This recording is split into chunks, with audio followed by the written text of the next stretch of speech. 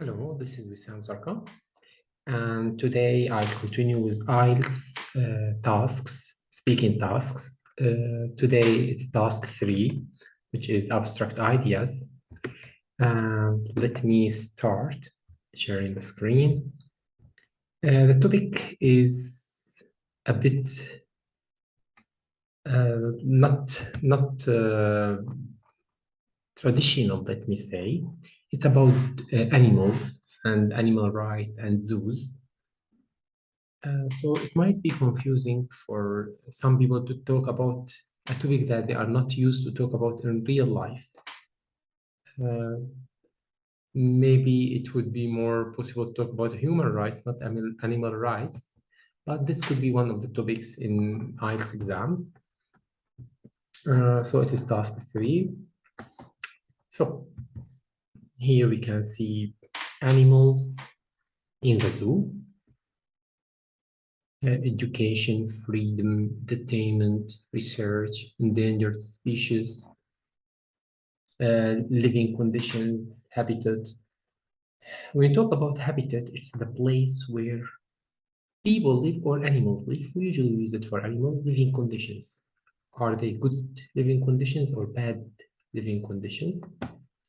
Education. Maybe sometimes people say zoos are good because it's part of education where students can learn about animals. It's one of the opinions. Freedom, this is something can be discussed. Is learning about them more important than their freedom, the animals' freedom? Entertainment, so it's part of the entertainment for human beings for sure, to go to the zoo and watch animals. Also, some people argue that research, so entertainment, it means fun. Research is, you need to do some research on animals for the animals benefit sometimes. So that's why some people say zoos are important, having a zoo. Endangered species. Also, some people argue that endangered species, um, it's better to live, it's better for them to live in a zoo, so that they will be protected. So here, what arguments can you think of for and against keeping animals in zoos? Make 2 lists. These vocab can help you.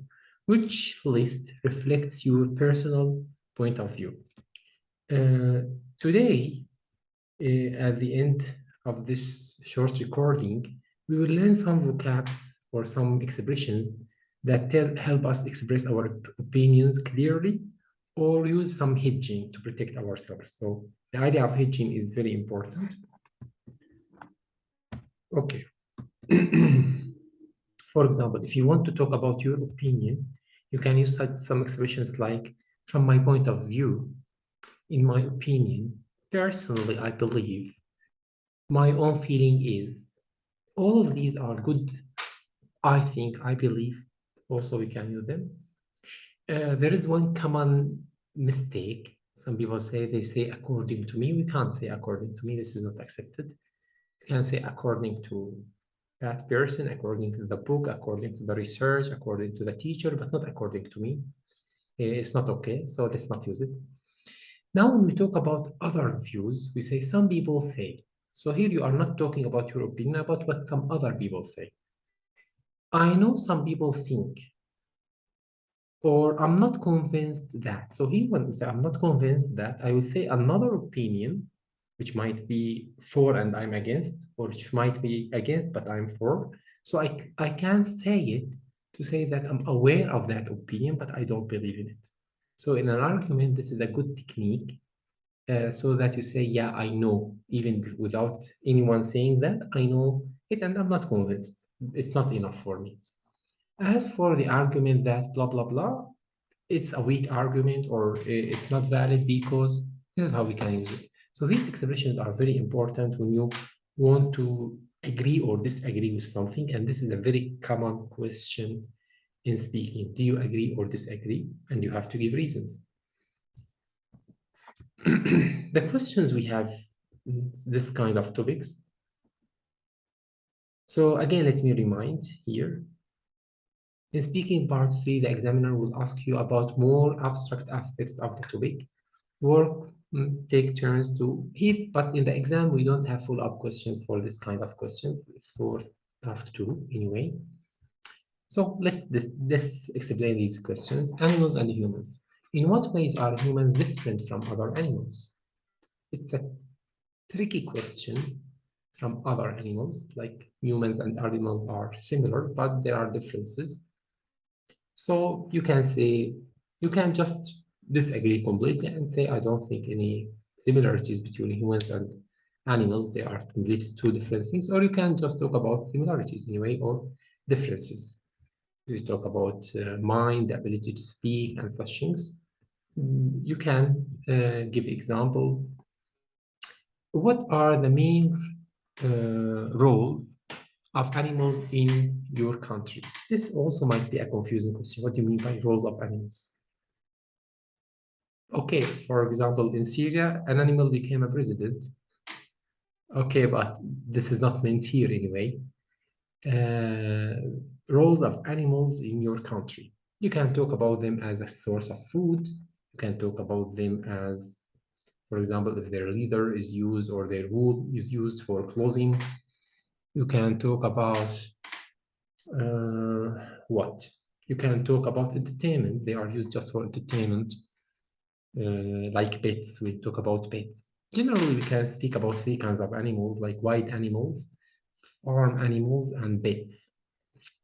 Maybe in our country there aren't a lot of wild animals anyway, but we can talk about farm animals and pets and their roles. So this is, again, this is like an not easy topic to talk about. Now conversation. Why conservation? Sorry, conservation is protecting something. When you conserve something, you protect it. You keep it in as it is somehow. Why is it important to conserve the words animal and plant species? By the way, the word species could be singular or plural. A species or species. So this unique word, species. So why is it important to conserve the words animal and plant species? Maybe you can talk here about the ecosystem balance. You can talk about how some animals became endangered, and some other animals need protection so that they don't get endangered. Which is the second question here. Which species are endangered in your country and why? You can give examples. Here it's a problem really if you don't have information about animals that might be endangered. You know the meaning of endangered? It means they might disappear. Nothing would be left of them. I guess you can talk about certain birds. You can talk about deer in the deserts who live in the desert, for example. It's different from one country to another. Maybe it's okay to invent, and this is important. When you don't have a piece of information, you can talk about, for example, in our desert live a kind of deer, and they are endangered because there is hunting and such things. Animals and ethics, moral issues. Do you think modern farming methods are cruel to animals? Again, we need some information. We need to know how they are dealt with in farms. tricky, let's say, topic, I said from the beginning. Why do many people refuse to eat meat? So here we talk about vegetarian people, and so some of them, we would talk that they think that it's not fair to kill animals and eat them because they are souls, they have souls, something like that. We can talk about some of them who have psychological problems, maybe so an animal being slaughtered when they were children and they can't just eat animals meat anymore. You can give an example, by the way. I know someone who, even if it's not real, it's accepted. No one will just check if you are telling the truth or lying. This is not the point. In exams, no one is testing your information. They are just testing your ability to communicate effectively.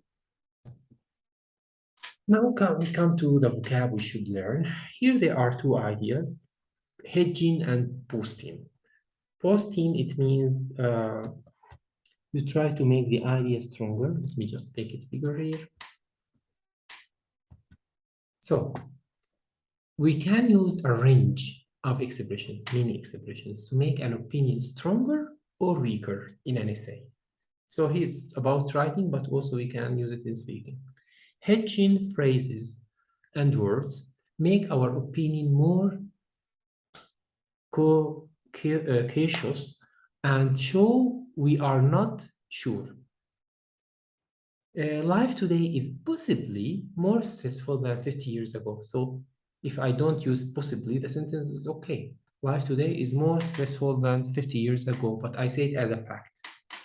If I say possibly, here I would leave a space, or I would leave space for other people's opinions.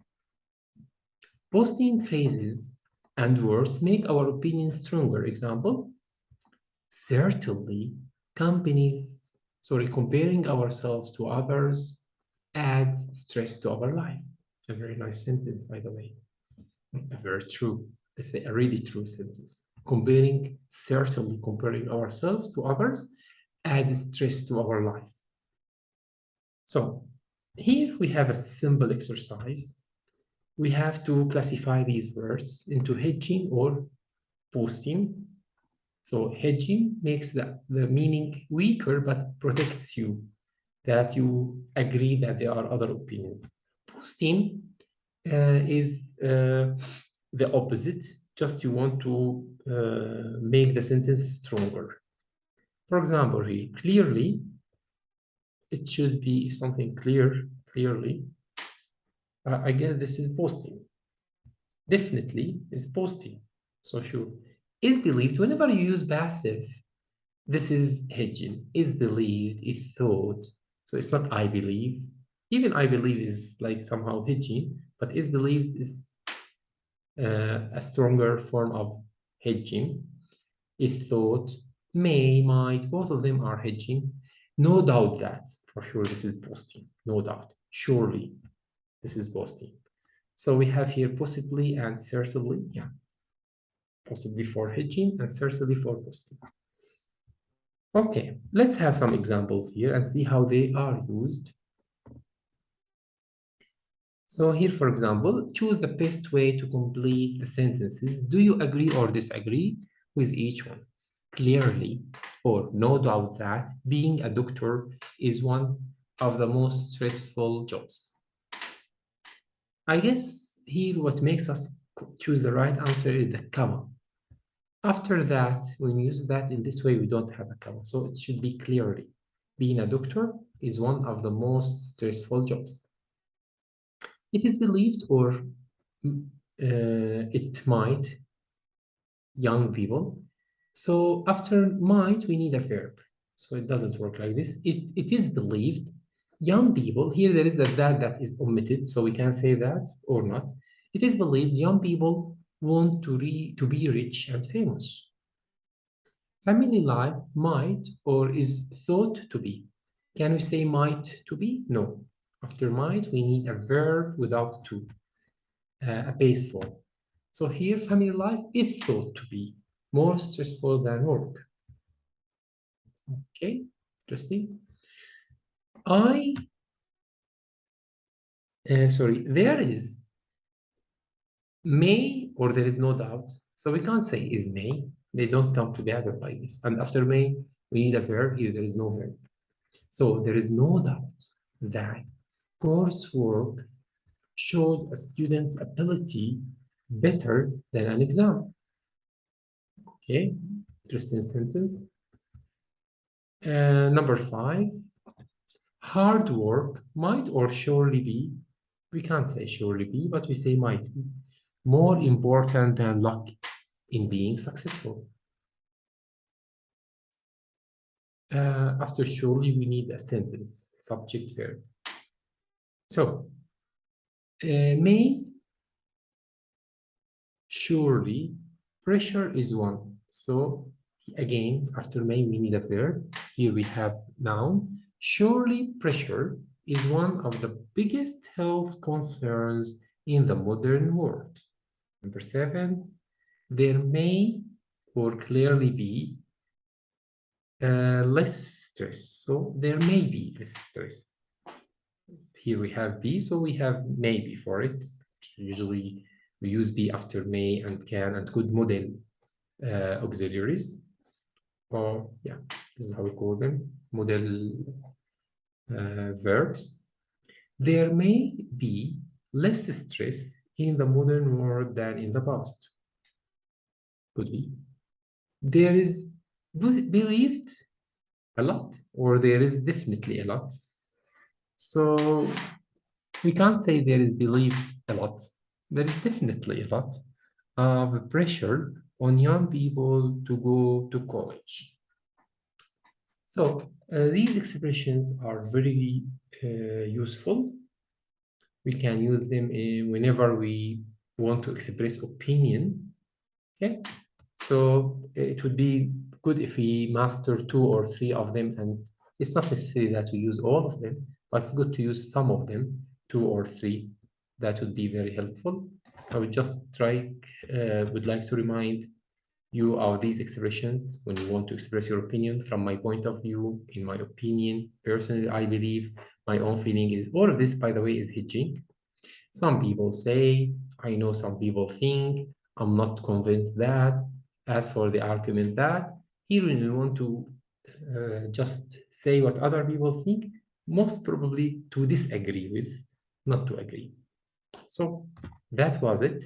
Thanks for watching, and goodbye.